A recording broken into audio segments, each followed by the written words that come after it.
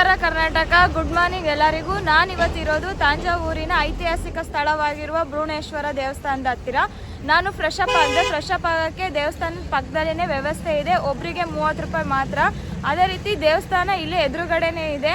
ಯಾವ ರೀತಿ ಇದೆ ಹೇಗಿದೆ ಅಂತ ದೇವಸ್ಥಾನನ ತೋರಿಸ್ತೀನಿ. ಬಟ್ ಒಳಗಡೆ ಫೋನ್ ಅಲೋ ಇದೇನೋ ಇಲ್ಲೋ ಗೊತ್ತಿಲ್ಲ. ಅಲ್ಲಿಗೆ ಹೋದ್ಮೇಲೆ ತೋರಿಸ್ತೀನಿ, ಬನ್ನಿ ಯಾವ ರೀತಿ ಇದೆ ಅಂತೇಳಿ ನೋಡ್ಕೊಂಬರೋಣ. ಇದೇ ನೋಡಿ ನಮ್ಮ ಭ್ರೂಣೇಶ್ವರ ದೇವಸ್ಥಾನ. ಆ ಕಡೆ ರೋಡ್ ದಾಟಿದ್ರೇನೆ ದೇವಸ್ಥಾನ. ರೋಡ್ ದಾಟಿ ಈ ಕಡೆ ಬಂದ್ರೇನೆ ಇಲ್ಲಿ ಫ್ರೆಶ್ ಅಪ್ ಆಗೋಕ್ಕೆ ಪಾರ್ಕಿಂಗ್ ಪ್ಲೇಸ್ ಎಲ್ಲ ವ್ಯವಸ್ಥೆ ಇದೆ. ಆರಾಮಾಗಿ ಬರ್ಬೋದು. ನನ್ನೊಂದು ಟ್ರೈನ್ ಟ್ರಾವೆಲ್ ಅಲ್ಲಿ ವಿಡಿಯೋದಲ್ಲಿ ತೋರಿಸಿದ್ದೀನಿ ಯಾವ ರೀತಿ ತಾಂಜಾವೂರಿಗೆ ಬರಬೇಕು ಅನ್ನೋದು. ಅದರಲ್ಲಿ ಹೋಗಿ ಇನ್ಫಾರ್ಮೇಶನ್ ನೋಡ್ಕೊಳ್ಳಿ, ಫುಲ್ ಇನ್ಫಾರ್ಮೇಶನ್ ಇದೆ. ಭ್ರೂಣೇಶ್ವರದಲ್ಲಿ ಸ್ಪೆಷಲ್ ಏನಪ್ಪಾ ಅಂದರೆ, ಆಗಿನ ಕಾಲದಲ್ಲಿ ಯಾವ ರೀತಿ ಕಟ್ಸಿದ್ದಾರೆ ಅಂದರೆ, ಅಲ್ಲಿ ಮೇಲ್ಗಡೆ ಗೋಪುರದ ಮೇಲ್ಗಡೆ ಕಾಣಿಸ್ತಾ ಇರೋದು 180 ಟನ್ ಇದೆ ಅಂತೆ. ಅಷ್ಟು ಮೇಲೆ ಹೆಂಗೆ ಒಯ್ದಿದ್ದಾರೋ ಹೆಂಗಿಲ್ಲೋ ಆ ದೇವರಿಗೆ ಗೊತ್ತು.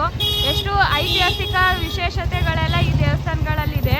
ಒಳಗಡೆ ಫೋನ್ ಅಲೋ ಇದೇನೋ ಇಲ್ಲೋ ನೋಡೋಣ ಬನ್ನಿ. ಒಳಗಡೆ ಇದ್ದರೆ ನಿಮಗೆ ಒಳಗಡೆ ಡೀಟೇಲ್ ಆಗಿ ತೋರಿಸ್ತೀನಿ, ದೇವಸ್ಥಾನದ ಬಗ್ಗೆ ಮಾಹಿತಿನೆಲ್ಲ ಹೇಳ್ತೀನಿ. ಮೇನ್ ಎಂಟ್ರಿ ನೋಡಿ ಯಾವ ಥರ ಇದೆ ದೇವಸ್ಥಾನ. ಒಳಗಡೆ ಹೆಂಗಿದೆ ಅಂತ ಎಕ್ಸೈಟ್ ಆಗಿದೆ. ನಿಮ್ಗೇನು ಅನಿಸ್ತಿದೆ? ಈ ಕಡೆ ಎಲ್ಲ ಯಾರು ಬರಬಾರ್ದು ಅಂತ ಕೋಟೆ ಥರ ಎಲ್ಲ ಸೇಫ್ಟಿಗೆ ಕಟ್ಟಿದ್ದಾರೆ. ಆಗಿನ ಕಾಲದಲ್ಲಿ ರಾಜರೆಲ್ಲ ಯುದ್ಧ ಮಾಡ್ತಿದ್ರಲ್ವ, ಅದಕ್ಕೋಸ್ಕರನೇ. ದೇವಸ್ಥಾನ ಮಾತ್ರ ಮಾತೇ ಬರ್ತಿಲ್ಲ, ಅಷ್ಟು ಸೂಪರ್ ಆಗಿದೆ, ಅಷ್ಟು ದೊಡ್ಡದಾಗಿದೆ. ಒಳಗಡೆ ಎಂಟ್ರಿ ಆಗೋಕ್ಕೆ ಇದು ಮೇನ್ ಗೇಟ್ ನೋಡಿ. ನಮ್ಮ ಬೃಹದೀಶ್ವರ ಟೆಂಪಲ್ ಯಾವ ಥರ ಇದೆ ಅನ್ನೋದು ಮ್ಯಾಪ್ನಲ್ಲಿದೆ, ನೋಡ್ಕೊಳ್ಳಿ. 3 ಗರ್ಭ ಬಾಗಿಲು ಇದಾವೆ ನೋಡಿ. ಇದು ಅಲ್ಲಿ ಮೊದಲು ತೋರಿಸಿದ್ದು 1ನೇದು, ಇದು 2ನೇದು, ಅಲ್ಲಿ ಒಳಗಡೆ ಕಾಣಿಸ್ತಿರೋದು 3ನೇದು. ಇನ್ನು ಆ ಕಡೆ ಒಂದಿದೆ 3ನೇದು, ಅದು ಫಸ್ಟ್ ಎಂಟ್ರಿ ಗೇಟು. ಆಮೇಲೆ ಇದು 1, 2, 3 ತೋರ್ಸೋಕ್ಕೆ ಆಗ್ತಿಲ್ಲ ಎಷ್ಟು ದೊಡ್ಡದಿದೆ. ಇಲ್ಲಿ ನೋಡ್ಬೋದು, ನವಿಲು ಹೋಗ್ತಾ ಇದೆ, ನೋಡ್ತಿರ್ಬೋದು ಯಾವ ರೀತಿ ಇದೆ ಅಂತೇಳಿ.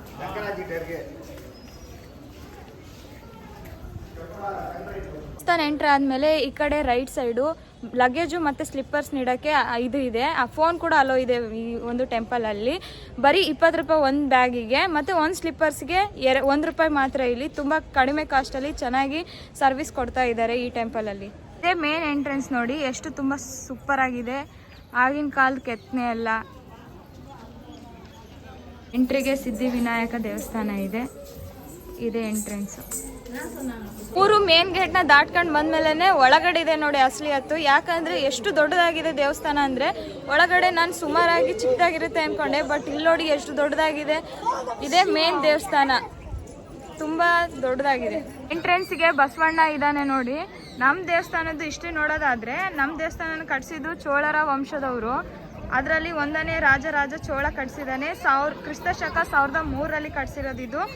1010ರ ನಡುವೆ ನಿರ್ಮಿಸಿದ್ದು. ಈ ದೇವಸ್ಥಾನ ಯುನೆಸ್ಕೋ ಪಟ್ಟಿಗೆ ಸೇರಿದೆ. ಇದು ಟೋಟಲ್ ಆಗಿ ಎಷ್ಟು ಎತ್ತರ ಇದೆ ಅಂದರೆ 216 ಅಡಿ ಎತ್ತರ ಇದೆ. ಅಲ್ಲಿ ಮೇಲೆ ಕಾಣ್ತಿರೋದು ಗೋಪುರದ ಮೇಲೆ, ಅದು ಬರೀ 80 ಟನ್ ಇದೆ ಅಂತ. ಅದು ಒಂದೇ ಯಾವ ರೀತಿ ಕಟ್ಸಿರ್ಬೋದು ಈ ದೇವಸ್ಥಾನನ ಗುರು. ಇಲ್ಲೇ ನೋಡಿ, ಇಲ್ಲಿ ಬಸವಣ್ಣ ಇದ್ದಾನೆ ಆಪೋಸಿಟ್, ಶಿವಾಗ ಆಪೋಸಿಟ್ ಯಾವಾಗಲೂ ಬಸವಣ್ಣ ಇದ್ದೇ ಇರ್ತಾನೆ ಎಲ್ಲ ದೇವಸ್ಥಾನದಲ್ಲಿ. ಬಸವಣ್ಣ ಕೂಡ ಎಷ್ಟು ದೊಡ್ಡದಾಗಿದೆ ನೋಡಿ. ಈ ದೇವಸ್ಥಾನ ನೋಡೋದಾದ್ರೆ ತುಂಬ ದೊಡ್ಡದು. ಇಲ್ಲಿ ನೋಡಿ ಒಳಗಡೆ ಯಾವ ರೀತಿ ಇದೆ ಅಂತೇಳಿ.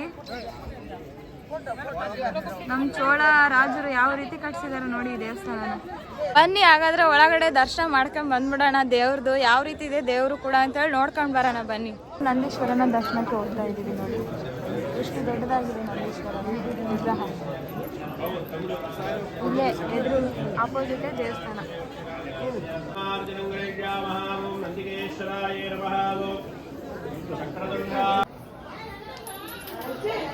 ಇಲ್ಲಿ ಮಂಗಳಾರತಿ ತಗೊಂಡು ಆಧಾರ ಇಸ್ಕೊಂಡಿದ್ದೀನಿ. ಈ ದರ್ಶನ ಅಂತೂ ಮಾಡಾಯ್ತು. ನೆಕ್ಸ್ಟ್ ಈಗ ನೋಡೋದೆ ನಾವು ಶಿವಲಿಂಗ ದರ್ಶನಕ್ಕೆ ಹೋಗ್ಬೇಕಂದ್ರೆ ಇಲ್ಲಿಂದ ಎಂಟ್ರಿ ಇದೆ, ಇಲ್ಲಿಂದ ಹೋಗ್ಬೇಕು ನೋಡಿ. ಇಲ್ಲಿ ಆಪೋಸಿಟ್ ಇರೋದೇ ಮಹಾನಂದಿ. ಈ ಕಡೆ ದರ್ಶನಕ್ಕೆ ಬರಬೇಕು, ಈ ಕಡೆಯಿಂದನೇ ದರ್ಶನಕ್ಕೆ ಹೋಗೋದು. ಹೂವಲ್ಲಿ ಹೋಗ್ತಾ ಇದೀವಿ ಗೈಸ್. ನೋಡಿ ಶಾಸನ ಯಾವ ರೀತಿ ಕೆತ್ತನೆ ಮಾಡಿದ್ದಾರೆ ಅಂದರೆ, ಕಲ್ಲಲ್ಲಿ, ತಮಿಳಲ್ಲಿದೆ ಎಲ್ಲ ಮಾಡಿದ್ದಾರೆ ನೋಡಿ ಕೆತ್ತನೆನ. ಕಲ್ಲಲ್ಲೆಲ್ಲ ತಮಿಳಲ್ಲಿ ಬರೆದಿದ್ದಾರೆ. ಕೆಳಗಡೆನೂ ಶಾಸನಗಳನ್ನ ಬರೆದಿದ್ದಾರೆ. ಇಲ್ಲಿ ಮೇಲ್ಗಡೆನೂ ಇದಾವೆಲ್ಲ. ಎಂಟ್ರಿ ದೇವಸ್ಥಾನದ ಒಳಗಡೆ.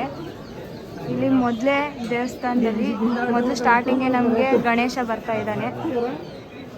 ಬೇಕಾದಂಥ ಎಲ್ಲ ವಿಘ್ನಗಳನ್ನು ದೂರ ಮಾಡಪ್ಪ. ವಿಡಿಯೋ ನೋಡ್ತಾ ಇರೋರಿಗೆಲ್ಲರಿಗೂ ಒಳ್ಳೇದು ಮಾಡಪ್ಪ. ಗಣೇಶನ್ ನೋಡಿ ಈ ಕಡೆ ದ್ವಾರ ಬಾಗಿಲು ಇದೆ, ಇಲ್ಲಿಂದನೇ ಒಳಗಡೆ ಹೋಗೋದು ದೇವಸ್ಥಾನಕ್ಕೆ. ಓ ಶಿವಪ್ಪ ಎದುರಿಗೆ ಕಾಣಿಸ್ತಾ ಇದ್ದಾನೆ ನೋಡಿ, ಶಿವ.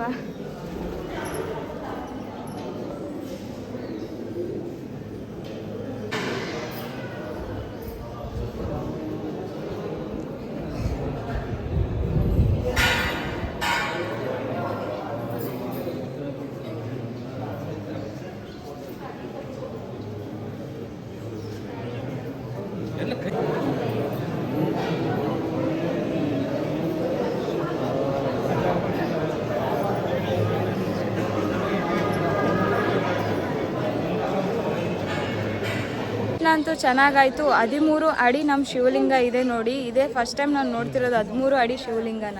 ಶಿವನಿಗೆ ಅಭಿಷೇಕ ಮಾಡಿದ ತಕ್ಷಣ ಅಲ್ಲಿಂದ ಬರುವಂತಹ ಅಭಿಷೇಕದ ನೀರು ಇಲ್ಲಿ ಶೇಖರಣೆ ಆಗುತ್ತೆ ನೋಡಿ. ಎಷ್ಟು ದೊಡ್ಡದಾಗಿ ಮಾಡಿದ್ದಾರೆ ನೋಡಿ. ಇಲ್ಲಿ ದೇವಸ್ಥಾನದ ಸುತ್ತ ಎಲ್ಲ ಸುತ್ತಮುತ್ತ ನೋಡಿದ್ರು ಶಾಸನಗಳನ್ನೇ ಇದ್ದಾವೆ.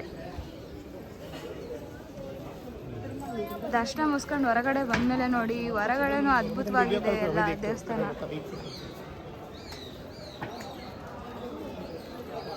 ಮುಗಿಸ್ಕೊಂಡು ಬಂದಮೇಲೆ ಈ ಕಡೆ ದೇವಸ್ಥಾನ ಇದೆ. ಇದು ಯಾವ ದೇವರು ಅಂತ ಹೆಸರು ಹಾಕಿಲ್ಲ, ನನಗೂ ಗೊತ್ತಾಗ್ತಿಲ್ಲ. ನಿಮ್ಗೇನಾದರೂ ಗೊತ್ತಿದ್ರೆ ಕಾಮೆಂಟ್ ಮಾಡಿ ನೋಡೋಣ. ಗೋಪುರ ನೋಡಿ ಎಷ್ಟು ಎತ್ತರ ಇದೆ. ನಮ್ಮ ದೇವಸ್ಥಾನದಲ್ಲಿ ಒಳಗಡೆ ಇರೋ ಎಲ್ಲ ಟೋಟಲ್ ವ್ಯೂ ನೋಡಿದ್ದು. ಈ ಕಡೆ ದರ್ಶನ ಮುಗಿಸ್ಕೊಂಡು ಬಂದಮೇಲೆ ಈ ಕಡೆ ಯಾವುದೋ ಚಿಕ್ಕ ದೇವಸ್ಥಾನ ಇದೆ. ಒಳಗಡೆ ಯಾವ ಥರ ಇದೆ ಅಂತ ನೋಡಿಲ್ಲ ನಾನು, ಯಾವ ದೇವರು ಅಂತ. ಹೋಗ್ತಾ ಇದ್ದೀನಿ ಕ್ಯೂವಲ್ಲಿ ನಿಂತ್ಕೊಂಡು. ಇದ್ರ ಕಾಲದ ಮೆಟ್ಲುಗಳು, ಆ ಕಡೆ ಈಗಿನ ಕಾಲದ ಮೆಟ್ಲುಗಳು ಡಿಫ್ರೆನ್ಸ್ ನೋಡಿ. ಇದು ಕಲ್ಲಿಂದು, ಅದು ಕಬ್ಬಿಣದ್ದು. ಚಿಕ್ಕದು ಗುಹೆ ಥರ ಇದೆ. ಒಳಗಡೆ ದಕ್ಷಿಣಾಮೂರ್ತಿ ದೇವರಿರೋದು. ತೋರ್ಸೋಕ್ಕಾಗಲ್ಲ ಯಾಕಂದರೆ ಒಳಗಡೆ ಕಾಣಿಸಲ್ಲ. ಹಂಗೆ ಅದ್ರ ಪಕ್ಕದಲ್ಲಿನೇ ಈ ಕಡೆ ದಕ್ಷಿಣಾಮೂರ್ತಿ ದರ್ಶನ ಆಯಿತು. ಹಂಗೆ ಇದ್ರ ಎದುರುಗಡೆ ಈ ಕಡೆ ಪಕ್ಕದಲ್ಲಿ ಇನ್ನೊಂದು ದೇವಸ್ಥಾನ ಇದೆ. ಯಾವುದಂತ ನೋಡೋಣ ಬನ್ನಿ. ಮೆಟ್ಲುಗಳಿಗೆ ಸಹ ಶಾಸನಗಳು ಏನೇನೋ ಬರ್ದ್ಬಿಟ್ಟವ್ರೆ. ಇದು ತುಳಿಬಾರ್ದು ಅನಿಸುತ್ತೆ. ಇಲ್ಲಿನೂ ದೇವಸ್ಥಾನ ಇದೆ. ನಮ್ಮ ಗಣೇಶ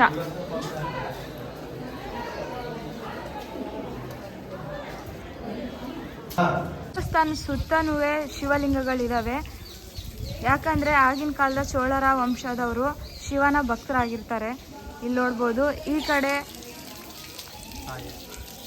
ಒಂದು ಅಭಿಷೇಕದ ತೀರ್ಥ ಇಲ್ಲಿ ಬರ್ತಾ ಇದೆ. ಇದು ದೇವಸ್ಥಾನ ಎಷ್ಟು ಸೂಪರ್ ಆಗಿದೆ. ಮುಖನ ದೇವಸ್ಥಾನ ಇದು. ಶಿವಪ್ಪಗೆ ಅಭಿಷೇಕದ ನೀರು ನೋಡಿ ಯಾವ ರೀತಿ ಬರ್ತಾ ಇದೆ. 13 ಅಡಿ ಶಿವಪ್ಪನಿಗೆ ಅಭಿಷೇಕ ಅಂದರೆ ಏನು ತಮಾಷೆನ.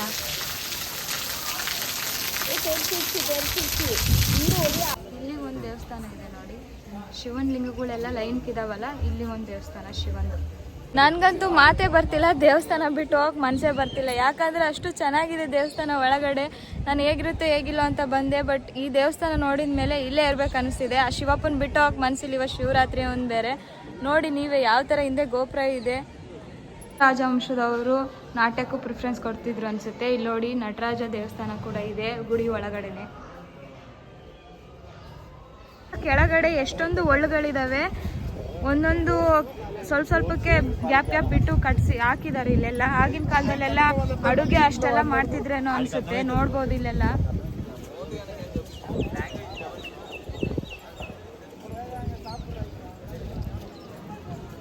ಸ್ಟಾರ್ಟಿಂಗ್ ಬಂದಾಗ ಕಡಿಮೆ ಇದ್ರು ಭಕ್ತರು, ಈಗ ಟೈಮ್ ಆಗ್ತಾ ಭಾಳ ಆಗ್ತಾ ಇದ್ದಾರೆ. ಫೈನಲ್ ಆಗಿ ಬೃಹದೀಶ್ವರ ಟೆಂಪಲ್ ನಾನಂತೂ ನೋಡಿ ಬಂದ್ಬಿಟ್ಟೆ. ನಿಮ್ಗೆ ಹೇಗೆ ಅನಿಸ್ತು ಈ ವಿಡಿಯೋ ನೋಡಿ ಅಂತ ಕಾಮೆಂಟ್ ಮಾಡಿ. ನನ್ನ ಒಂದು ಯೂಟ್ಯೂಬ್ ಚಾನಲ್ ಲಿಂಕ್ ಬಯೋದಲ್ಲಿದೆ, ಹೋಗಿ ಚೆಕ್ ಮಾಡಿ. ನೆಕ್ಸ್ಟ್ ಹೋಗ್ತಾ ಇರೋ ಟೆಂಪಲ್ ಯಾವುದು ಅಂತೇಳಿ ನಿಮಗೆ ಗೊತ್ತಾಗಬೇಕಂದ್ರೆ ನನ್ನ ಯೂಟ್ಯೂಬ್ ಚಾನಲ್ ಈಗಲೇ ಸಬ್ಸ್ಕ್ರೈಬ್ ಮಾಡ್ಕೊಳ್ಳಿ. ಯಾಕಂದರೆ ನೆಕ್ಸ್ಟು ಸಿಗೋದಿಲ್ಲ. ನೀವು ಯೂಟ್ಯೂಬ್ ಚಾನಲ್ ಸಬ್ಸ್ಕ್ರೈಬ್ ಮಾಡೋದ್ರಿಂದ ನಾನು ಮಾಡೋ ಒಂದು ವಿಡಿಯೋ ನಿಮಗೆ ಈಸಿಯಾಗಿ ರೀಚ್ ಆಗುತ್ತೆ. ನನಗೆ ಒಂದು ಸಪೋರ್ಟ್ ಮಾಡೋದಕ್ಕೋಸ್ಕರ ನಿಮಗೆಲ್ಲರಿಗೂ ಥ್ಯಾಂಕ್ಫುಲ್ ಅಂತ ಹೇಳೋಕ್ಕೆ ಇಷ್ಟಪಡ್ತಿದ್ದೀನಿ. ನಿಮಗೆ ಆ ಶಿವ ಆಶೀರ್ವಾದ ಮಾಡಲಿ, ಒಳ್ಳೆಯದಾಗಲಿ. ಈ ಶಿವರಾತ್ರಿ ದಿನದಂದು ಈ ವಿಡಿಯೋ ನೋಡೋರ್ಗೆಲ್ಲರಿಗೂ ಒಳ್ಳೇದಾಗ್ಲಿ ಅಂತ ಆಶಿಸ್ತೀನಿ. ಎಲ್ರಿಗೂ ಧನ್ಯವಾದ. ಟೋಟಲ್ ಆಗಿ ಎಲ್ಲ ದೇವ್ರ ದರ್ಶನ ಮುಗೀತು ನೋಡ್ರಿ. ನಮ್ಮ ದೇವಸ್ಥಾನ ಅಂತೂ ದೇವಸ್ಥಾನದ ಒಳಗಡೆನೆ ಭಾಳಷ್ಟು ದೇವರುಗಳಿದಾವೆ. ಗಣೇಶ, ಶಿವಲಿಂಗಗಳು, ಮತ್ತು ದೊಡ್ಡ ಶಿವ, ಗಣೇಶನೇ 2-3 ತಲೆ ಇದೆ, ಮತ್ತು ಮಹಾನಂದಿ ದೊಡ್ಡ ನಂದಿ ಇದೆ. ಶಿವ 13 ಅಡಿ ಇದ್ದಾನೆ ಇಲ್ಲಿ.